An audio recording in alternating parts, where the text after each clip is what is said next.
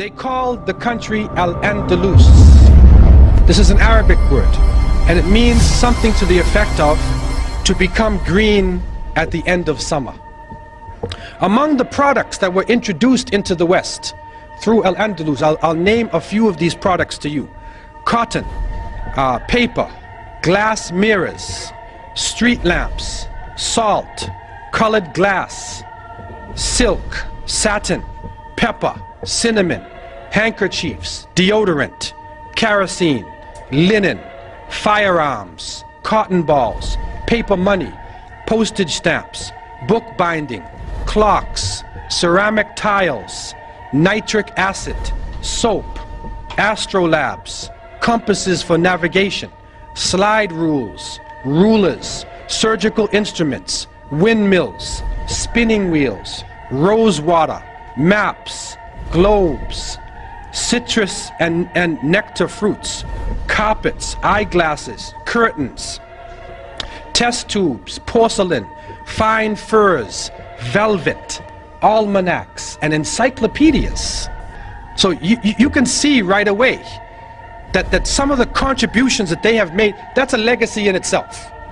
Because we are benefiting from this, and I can go on with the different aspects of culture that the Muslims developed in that part of the world and other parts of the Muslim world, and they made it in such a way that it was usable for Western society, and it helped Europe to come out of the Dark Ages. Things had really fallen and Europe was not central to the world anymore. But while the non-Muslim historians refer to the Dark Ages of Europe, just in Western Europe you had this amazing state of Andalus, of Muslim Spain, and out of there you had cities like Cordoba, and Cordoba at that time was the largest city in the world. It was a city of 1 million people plus. If you'd look at the street of Cordoba, it was completely lit up. There were street lights, which was unknown in Europe. They had public baths, they had libraries, they had universities. People would travel all from around the world just to study in Andalus, a true center of learning. So while you can say some of Europe was in the Dark Ages, another part of Europe, which is the Muslim area of Europe, was really, it wasn't in a dark age at all, it was full of light. And you'll see when the Renaissance happened within Europe, and the Renaissance literally means the rebirth. It wasn't a rebirth from nothing. They had just taken everything from Andalus. If you look at Italy, all of the, the arts and so forth, they really just took it from the artisans of Muslim Spain.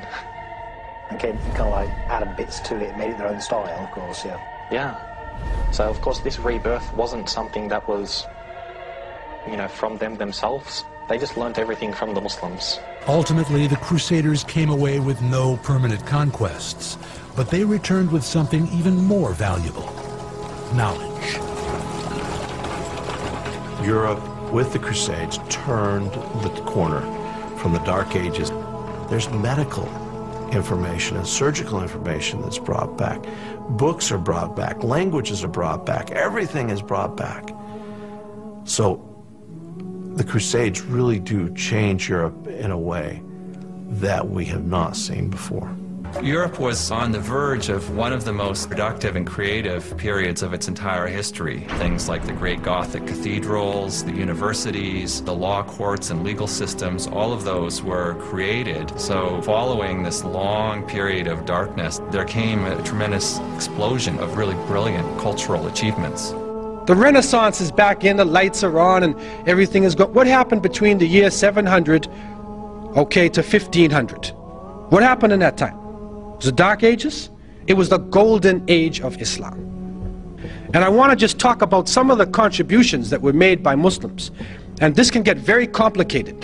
In mathematics, some of the achievements made, they began algebra and symbols and equations. Developed Arabic numerals, sifr, 0, Arabic numeral system. They established a logarithm. They founded the general formula for solving third-degree equations. They founded trigonomic ratios, formulas, and equations. And you can continue to go on, and you'll see calculus and trigonometry and all of these areas of math have a debt to Islam. In physics, they established the science of power, or mechanics. They describe the center of gravity. They describe gravity.